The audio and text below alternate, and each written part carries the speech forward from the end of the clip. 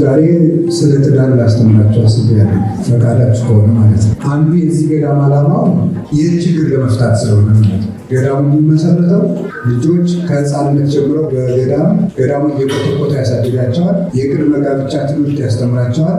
በጋብቻ ጊዜ አማካሪዎች ተቀምጠውበት ያማክራሉ።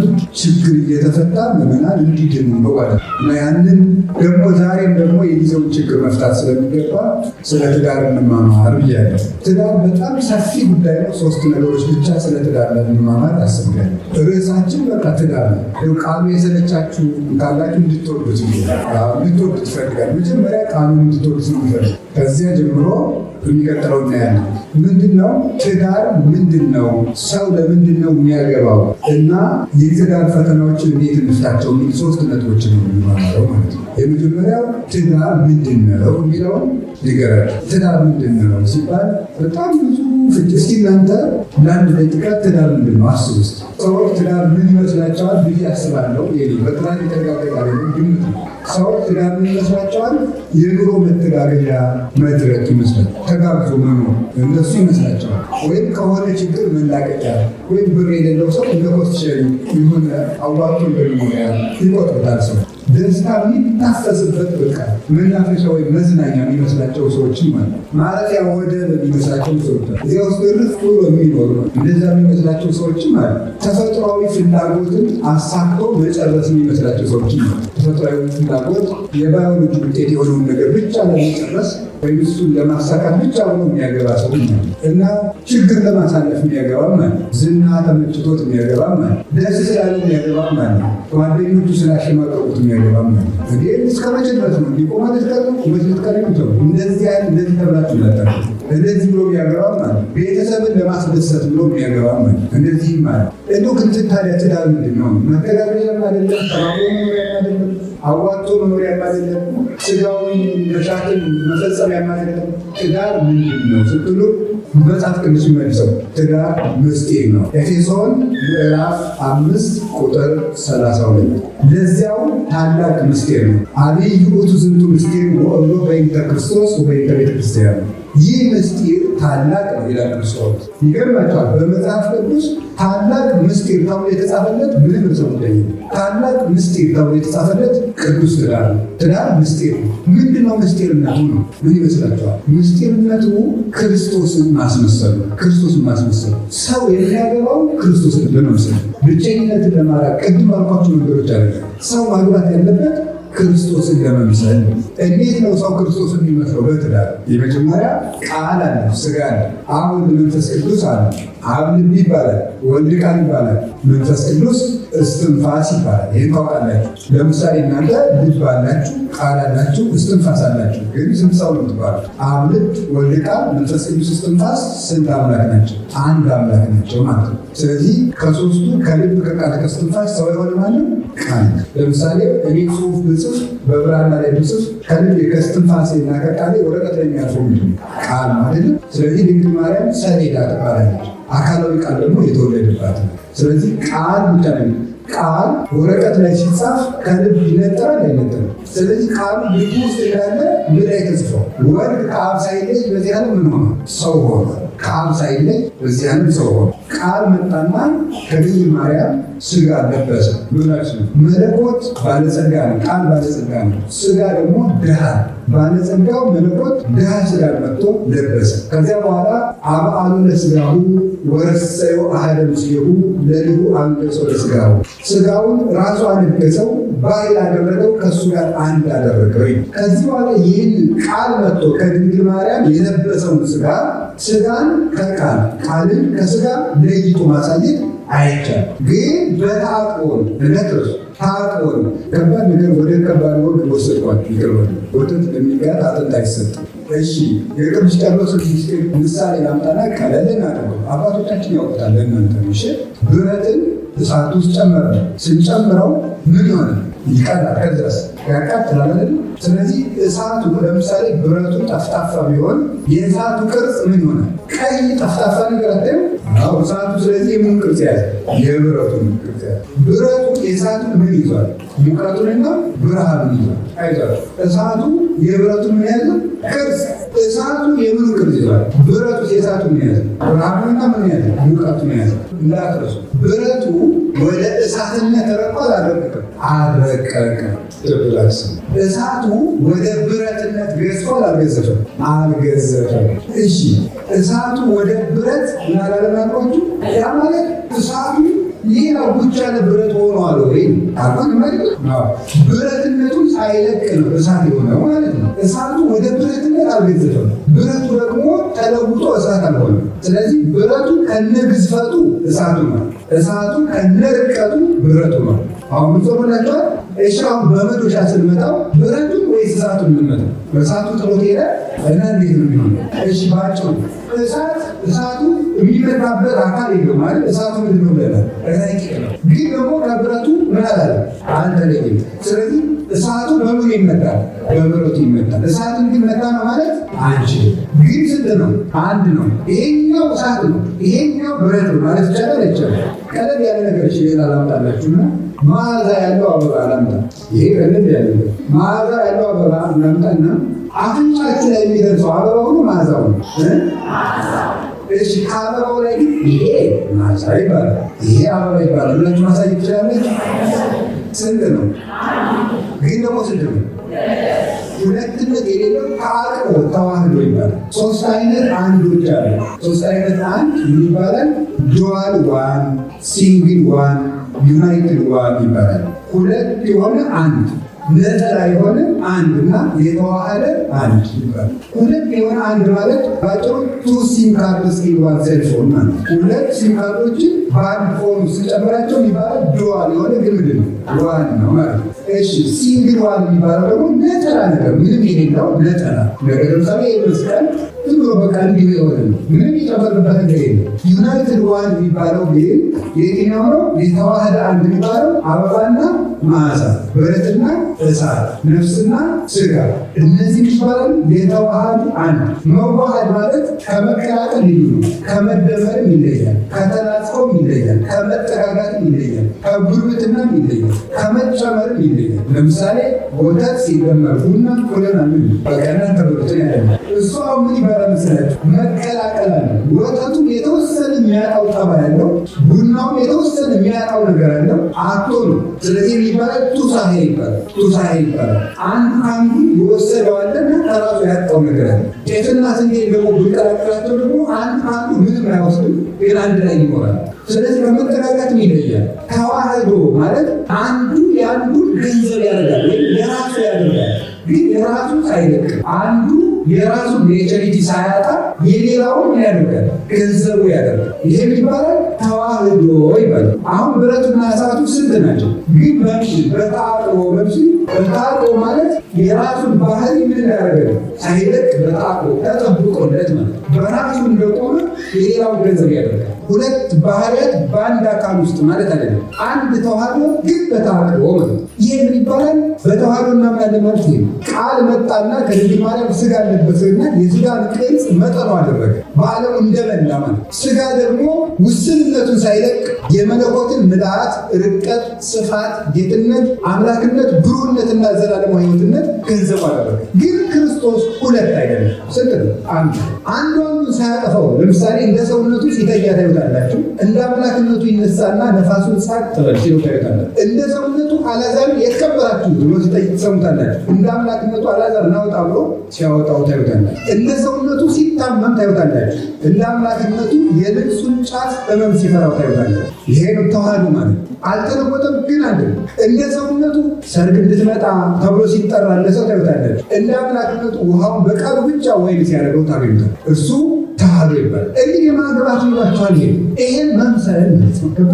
ባል ቃልን ይወክላል፣ ሚስት ስጋን ትወክላል። መዋሃድ ነው። ማግባት ማለት መዋሃድ ነው። አንዱ የአንዱ ገንዘብ ያለ ቃል ከስጋ ስጋ ከቃል ጋር በመዋሃዳቸው ምክንያት የመለኮት ገንዘብ እንቲያው ለቃል ሆነ ለስጋ ወንቲያው ለስጋ ሆነ ለቃል ከሊቃውንቱ ጋር ለመግባባት ነው። የመለኮት ገንዘብ ለስጋ የስጋ ገንዘብ ለቃል ማለት የመለኮት ገንዘብ የሆኑ መላእክት መጡና ቤተልሔም የስጋ ገንዘብ ሆኖ አመሰሉ። የስጋ ገንዘብ እረኞች የመለኮት ገንዘብ ሆኑና አመሰገኑ። ሁለቱም አንድ ሆኑ። አሁን ይሄኛው የቃል ምስጋና ይሄኛው የስጋ ምስጋና የምንለው የለንም። ስትጋቡ ተዋህዶ በተአቅቦ ማለት መዋሃድ ነው ፈጽሞ። ከዚህ በኋላ ይሄ የስጋ ነው ይሄ የመለኮት ነው አይባልም። የሚያገባ ሰው ይሄ ያንቺ ነው ይሄ ያንተ ነው ማለት ካላቆመ አልተጋባም። የኔና የናንተ የሚባል ነገር የለው። እኔም ቅዱስ ዮሐንስ አፈወርቅ ስለ ትዳር ሲናገር ገንዘብ ለብቻቸው የሚያስቀምጡ ባለትዳሮች ሲናገር አንተ ሞኝ ከሁሉ ነገር ሰው እንደሚከብር ታውቃለህ ወይ? ከሁሉ ነገር ሰው ይከብራል። ለሚስት ራስን ከሰጠ በኋላ ገንዘብ የምትሸሽጋት ከሆነ ራስህን ከገንዘብ እንዳሳነስክ ታስተውላለህ። አንተን እኮ ሰጥተሃል። አንተን ከሰጠ በኋላ ሳንቲም የምትከለክል ከሆነ አንተ ከሳንቲም ታንሳለህ ማለት እንዴት ራስህን እንደምታዋርድ ትመለከታለህ። ማዋሃድ ማለት ያንቺ እናት ያንተ እናት፣ ያንቺ ሀገር ያንተ ሀገር፣ ያንቺ አጎት ያንተ አጎት፣ ያንቺ ገንዘብ የኔ ገንዘብ፣ ያንቺ ደሞዝ የኔ ደሞዝ፣ ያንተ አካውንት ያንቺ አካውንት ማለትን ከማቆም ነው። ሰው የራሱ አይደለም ሲያገር የሌላውን ገንዘብ ያደርጋል። ግን በተአቅቦ ነው። እሺ ጥያቄ ልጠይቃችሁ። ክርስቶስ ከተዋህዶ በኋላ ስጋ ከመለኮት መለኮት ከስጋ ይለያያሉ አይለያዩ? ባልና ሚስት ቢለያዩ ተዋህዶን ካዱ ነው። ተወከለች። ክርስቲያኖች ሲፋቱ እምነታቸውን ነው የሚክዱት። እምነት በተግባር ይገለጣል። ጋብቻ የተዋህዶ ምስጢር ስለሆነ ምስጢር ያሰኘን እሱ ነው። በተአቅቦ የሚያሰኝበት ምክንያት ሰው ሁልጊዜ እንደናንተ እንዲያስብላችሁ መፈለግ የለባችሁ። በተአቅቦ ለምንድን ነው እንደማስበው ማታስብ አይባልም። ለምንድን ነው እንደማስበው ማታስብ አይባልም። በተአቅቦ ነው። ሰው እናንተን እንዲሆን ስትፈልጉ ነው ጥፋት የሚመጣው። እንዳቅሙ እንዲሆን ሊፈቀድለት ይገባል። ለምሳሌ የሆነ ጊዜ ህፃናት እህላ የሚሉበት ጊዜ አለ። ታውቃለች። ለምንድን ነው አንተ ልጅ ረህ ማትል ይባላል አይባልም። ጊዜ ያለው ረህ ይሉበት። ሰው በራሱ ዓለም የሚኖርበትና ቆይቶ የሚያድግበት ጊዜ አለ። ሴት ወንድን አትሆንም። ልብ ብላችሁ ስሙ። ወንድ ሴትን መሆን አይችልም። የራሳቸው የተፈጥሮ ሀብት አላቸው። እንደ ሀብታቸው አብሮ መኖር የሴትነቷን ሀብት መጠበቅ የወንድነቱን ሀብት መጠበቅ ነው እንጂ ወንድ እንደ ሴት እንዲያስብ ሴት እንደ ወንድ እንዲያስብ ማድረግ አይቻልም። በቅድስና ይቻላል። በተፈጥሮ ግን የማይቻሉ ነገሮች አሉ። እውነት ነው። ያስብ አንድ ችግሩ እሱ ትዳር ምስጢር ነው። ማንን የሚያስመስል? ክርስቶስን የሚያስመስል። ሴቶች ወራዊ ግዳጃቸው በሚመጣ ሰዓት እንደዚያ እንዳያስቡ ማድረግ ይቻላል አይቻልም? ሴቶች ነፍሰ ጡር ሆኖ በሆኑ ጊዜ የሚያስቡትን እንዳያስቡ ማድረግ ይቻላል አይቻልም? እንደውም አሁን ነፍሰ ጡር በሆነ ጊዜ ባሏን በትልቅ ጉልቻ አናቱን ሊላት ይችላል። ሆርሞን ነው እንጂ ሴት ቤቷ አይደለች እንደዛ የምታደርገው። አሁን እንደዚያ እንዳታስብ ማድረግ ይቻላል። ጾታን መደምሰስ አይቻልም፣ መለወጥ አይቻልም። ሰው ያውቃቸው የሚገቡ በጣም ብዙ ነገሮች አሉ። እውነቴን ነው የምነግራችሁ። በተአቅቦ አንደኛ እምነታችሁን ነው የምታከብሩት፣ ክርስቶስን ነው የምትመስሉት። እውነቴን ነው። አግብታችሁ የምትኖሩበት ዋናው ነገር ክርስቶስን ለመምሰል ነው። ሰው ሚስቱን ታስጠላው ወይም ሴት ባሏ ቢያስጠላት ተዋህዶን ነው ያስጠላል። ክርስቶስን የጠላቸው ወይም ክርስቶስን እየጠላ ያለ ይህንን ማወቅ። ሁለተኛው ክርስቶስና ቤተክርስቲያንን የሚያስመስል ምስጢር ነው። ቅድም መለኮትና ስስሪት የተዋሃዱበት ምስጢር ነው። አሁን ደግሞ ክርስቶስንና ቤተክርስቲያንን የሚያስመስል ምስጢር ነው። ልብ በሉ። ባል ክርስቶስን የሚመስለው፣ ሚስት ደግሞ ቤተክርስቲያን የምትመስለው። ልብ ብላችሁ ክርስቶስ ለቤተክርስቲያን ያደረግለት አለ፣ ቤተክርስቲያን ለክርስቶስ ያደረገችዋል። ኃላፊነታችሁን እዚህ ውስጥ ታገኙታላችሁ። ትዳር የሚበጠበት ምክንያት ባልም ድርሻውን አያውቅም፣ ሚስትም ድርሻውን አታውቅም። የሚያውቅ የለም። ዝም ብሎ አግብቶ ይኖራል። የባልነት ድርሻው ምንድን ይመስላችኋል? የባል ድርሻው ምንድን ነው? ክርስቶስን መሆን። ያ ማለት ክርስቶስ ለቤተክርስቲያን ያደረግላትን ማን ትፈልጋለች ማለት ነው? ሚስቱ ትፈልጋለች። ክርስቶስ ለቤተክርስቲያን ምንድን ነው የሚያደርግላት? የመጀመሪያው ይወዳታል አይደል? ወበከመ ክርስቶስ አፍቀራ ለቤተክርስቲያን ከማሁ እደውኒ ያፍቅሩ አንስቲያሁ። ክርስቶስ ቤተክርስቲያን እንደወደዳት ባሎችን ሚስቶቻቸውን ይወዱ። ክርስቶስ ለቤተክርስቲያን ያደረገው ፍቅር ነው። ሚስት ከባሏ የምትፈልገው ነገር ምንድነው? ነገራችሁ መወደድ።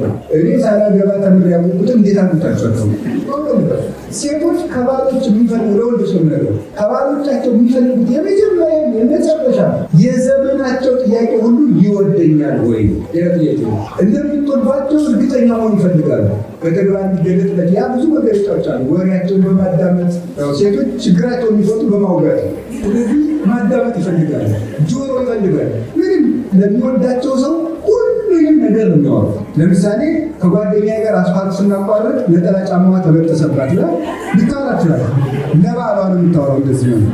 ይህን ንግግር ማጣጣል የመከራ ምንጭ ፈጽሞ አክሮስ ናት። ቤተክርስቲያን ልንገራችሁ፣ ከቃል ጋር ናችሁ። ቤተክርስቲያን ከጠዋት ጀምራ ሌሊት ሙሉ ለክርስቶስ ምን ማለት ነው ስራዋ? ማውራት ሲጋር ምንድን ነው? ለእግዚአብሔር ማውራት አይደለም። ማህሌት ምንድን ነው? ለእግዚአብሔር ማውራት መናገር። ሰዓታት ምንድን ነው? ለእግዚአብሔር መናገር። ቤተክርስቲያን ድርሻዋ ለእግዚአብሔር መናገር። እግዚአብሔር ሰሚዋ ነው። ሚስት ባሏ ምትለውን እንዲሰማ ትፈልጋለች። ጊዜ እንድትሰጧት ያስፈልጋል። ክርስቶስ ለቤተክርስቲያን ጊዜ ሰጥቷታል። አንድ ጊዜ ተሰጥቶ ዓለምን አድኖ ድሮ ማድረግ አቅቶት መሰላችሁ? ለምንድን ነው 33 ዓመት ይኖረው? ለቤተክርስቲያን ጊዜ እየሰጠ ነበር። ከሴት ጋር ከሚስቶቻችሁ ጋር አብሮ መኖር። ቤተክርስቲያንም ዓለም እስከሚያልፍ ድረስ አልለይሽም እንዳላት ሴቶች አብሮ መሆንን፣ መደመጥን፣ መወደድን ይፈልጋሉ። በቃላት ጭምር መስማት ይፈልጋሉ። ሴቶች ቢያሰቀሉ ወዳጆች ናቸው። ምስጋና ይወዳሉ። እንደ ምግብ፣ አትክልት፣ ውሃ የሚፈልገውን ያለው ሴቶች ምስጋና የሚፈልጉት። ስለዚህ ማመስገን ያስፈልጋል። የሆነት ይነገራል። ክርስቶስ ቤተክርስቲያን አልሰማችሁ እንዴት ያመሰግናል? መኃልየ ሰሎሞን አንብቡ። ይህ ሴት ስትመሰገን የምታገኙት አንቀጽ እኮ ክርስቶስ ቤተክርስቲያንን ያመሰግኑበት። ያ የሚያስተምረን ሰዎች ሚስቶቻቸውን ማመስገን፣ ማዳመጥ፣ ጊዜ መስጠትና መውደድ ያስፈልጋል እና መናገር ያስፈልጋል። እና ክርስቶስ ለቤተክርስቲያን ምንድን ነው? መከታዋ፣ መጠጊያዋ፣ ራሷ ነው። ባልነት ማለት ራስ መሆን። ራስነት ማለት የሚያቅድ፣ የሚመራ፣ እቅድ የሚያወጣ፣ የሚያስተዳድር፣ መከታም ይሆናል፣ የሚያሳርፋት። ይህን ትፈልጋለች። ሰማችሁ? የእናንተ ማለቆኝ ሴቶች ደስ ባቸው የእናንተ ምንጫ ነው። ስለዚህ ልብ በሉ። ክርስቶስ ለቤተክርስቲያን መማረው ጠበቃዋ፣ ራሷ፣ ከዚያስ መሪዋ ነው። እንዲመራ ትፈልጋለች። ባል መሆን ማለት ልታገቡ ስላችሁ ራሱ ለመምራት መዘጋጀት አለበት። ለመምራት፣ ለማቀድ፣ ለማሳረፍ፣ አለልኝ ለመባል መዘጋጀት ያስፈልጋል። ባል መሆን ማለት እሱ። ቤተክርስቲያን በክርስቶስ ነው አርፋ ተጠብቃ የምትኖረው። ይሄ ነው። ሴት ደግሞ ለባሏ የምታደርገው ምንድን ነው? ቤተክርስቲያን ለክርስቶስ እንደምታደርገው መታዘዝ። ወበከመ ቤተክርስቲያን ትትዔዘዝ ለክርስቶስ ከማሁ አንስትኒ ተአዘዛ ለአምታቲክሙ። ቤተክርስቲያን ለክርስቶስ እንደምትታዘዝ ሚስቶች ሆይ ለባሎቻችሁ ታዘዙ። ይሄ ወንድ የሚፈልገው ወንድ ልጅ ከሚስቱ ምን ይፈልጋል ከተባለ እሺ ማለት እስቲ እሺ በሉ። የሴት ደረቅ በቂናት እንደ ፀሐይ ብታበሩ እምቢ የምትል ሴት ደረቅ ናት። የሚጨርሱ ምንድን ነው የሚደረጉ ሲባል እሺ። ወንድ የሚፈልገው እሱ ነው። የወንድ ልጅ መጨመሪያው ቤተክርስቲያን ለክርስቶስ መታዘዝና ሚስቶቹ ታዘዙ። እማምላክ ነ የትልቅ ቤት ቁልፍ ነው የሰጠው። ይህን ቁልፍ የምትሉት ቤታችሁ የምታፈሱት ራሳችሁ ነው። ይሄ ፌሚኒስቶች የሚያጠነጥኑትን አትስሙት። እውነት እንዳይመስላችሁ። ሴት ባሏን የምትገዛው በመታዘዝ ነው። ለምትታዘዝለት ሴት የማይገዛው እንዴ እሺ ማለት አለን። ጣሊያኖች ኢትዮጵያን በገዙ ጊዜ የኢትዮጵያ ሴቶች በጣም ወደው ነበር ይባላል። ለምንድን ነው ሲባል የኢትዮጵያ ሴቶች እንደ ጣሊያን ሴቶች ነው ስላገኙ። በዓለም ባሎቻቸውን ከሚያከብሩ ሴቶች መካከል የጣሊያኖች ናቸው። የዛሬ አረቅም የባሏን ኮት ተኩሳ ከረባቱን አስተካክላ ምን ብላ ስለምትል ወንድ ምንድን ነው ሰው ሲያድግ ከእናቱና ከአባቱ ማንን የሚቀርበው? ከእናቱና ከአባቱ ልጅ የሚቀርበው ለምን ይመስላል? ለእናቱ እና ሚስቱ ማን እንደትሆንለት የሚፈልገው እናቱ እንድትፈልጋል። እና ምንድነው በቃ ካልሲውን እሷ እንድታጥብለት፣ እንትኑን ጫማውን እሷ እንድታነሳለት፣ እሱን ሁሉም ነገር እሷ ብታስተካክልለት ደስ ነው። በቃ ሄዶ ዘፍ ማለት ነው የሚፈልግ። በቃ እናቱ መውደቅ ማለት ነው። ሄዶ በቃ መውደቅ ነው የሚፈልገው። ለዚያ ነው አያችሁ እኮ ትልቅነት ነው። ሚስቱ ብቻ ሳይሆን የሚፈልገው እናቱን ጥሯት ስለመጣ 20 ዓመት የተሸከመችው እናቱ ስለምትናፍቀው ያን ጉዳይ የት ማግኘት ይፈልጋል? ሚስቱ ውስጥ። እናት ልጇ ዕቃ ደፍቶ ከጎረቤት ልጅ ጋር ተጣጡ ሲበለ እሰይ ልጅ ብላ ትሰማዋለች። እናቱ የሚፈልገው የምትጨቀጭቀው ሚስት ሳይሆን እሰይ ልጅ እንደምትለው እንደ እናቱ ጎሽ እንኳን እንደመጣ የምትለው። ይሄ ከሴት የሚጠበቁ አላበዙትም አባላል። የምር የሚጠቅማችሁን ነው ተብላ ማለት ነው። የሚጠቅማችሁን ነው የምነግራችሁ። ሳራ አለ አብርሃምን ጌታዬ በማለት ታጌጥ ነበረ። ጌታዬ በማለት ታጌጥ ነበር። ልዝም ብላ ቁጣን ታበርዳለች አይደል? ያሰሩ ልዝም ብላ እሺ ማለት ተቆጥቶ የሄደውን ዳዊትን አብርዳ የመለሰችው አቤጋ የምትባል ሴት አይደለች? ባሏ እንዲገል ሄደው አብርዳ ጌታዬ፣ ይሄ ለአንተ ለጌታዬ የጅመንሻ ነው፣ ፊት እንደማየት ማይገባ ይመስለው። ዳዊት ሰራዊቱን ይዞ ተመለሰ። ለስላሳነት ከቃሉ ጋር ናቸው። አንድ ወግ ላውጋችሁ ለሰው ማታወቁት ከሆነ እና የሆኑ ሰዎች አንድ ጊዜ ይሄ የወንድ ሽቱና የሴት ሽቶ ነው ሲሉ ሰማል። እኔ አላወቅም።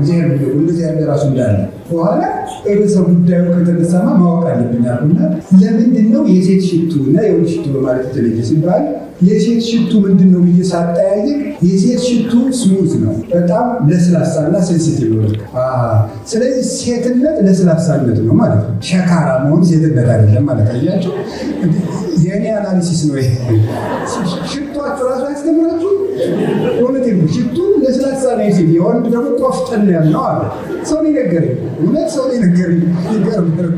ስለዚህ አሁን ሴትነት ማለት ለስለስ ማለት ምልስ ማለት ነው። እንደው አንገትን እየነቀነቁ ምሳሌ ማለት እንዲህ ከቀረናችሁ ቤተክርስቲያን ለክርስቶስ እንደምትታዘዝ እናንተም ለባሎቻችሁ ታዘዙ። ውሳኔው ጠማማ ቢሆን እንኳን ዛሬ አክብራችሁ ነገ ተቃውሙት። እስኪ እሺ በማንኛውም እሺ ነገ እንነጋገር ማለት ራሱ መልካም። ይሄን ካደረጋችሁ ትዳር አይፈርስም።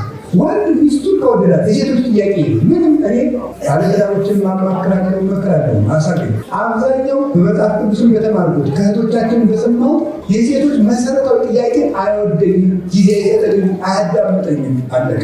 የወንዶች ጥያቄ ምንድን ነው? ባጭሩ አታከብረኝም፣ ከጓደኞች መሀል ታቃድለኛለች፣ እኔ ያልኳትን አትሰማም አለቀ። ሁኔነት በሽታ የማወቅ የህክምና 70% እኮ በሽታውን ካወቃችሁ እዚህ ላይ ሰው ለምንድን ነው የደረሰ ጉዳይ ማስተምር ይመስላችሁ? ምንኩስና የሚገኝ ከትዳር ጵጵስና ትዳር ከሌለ ይመጣል። ትዳር በሌለበት ሲኖዶስ አለ የለም። ድንግል ማርያም የተገኘችው ከትዳር አይደለም። ትዳሩ ካልተቃና የኢትዮጵያ ቤተክርስቲያን መፍትሄ አይመጣም።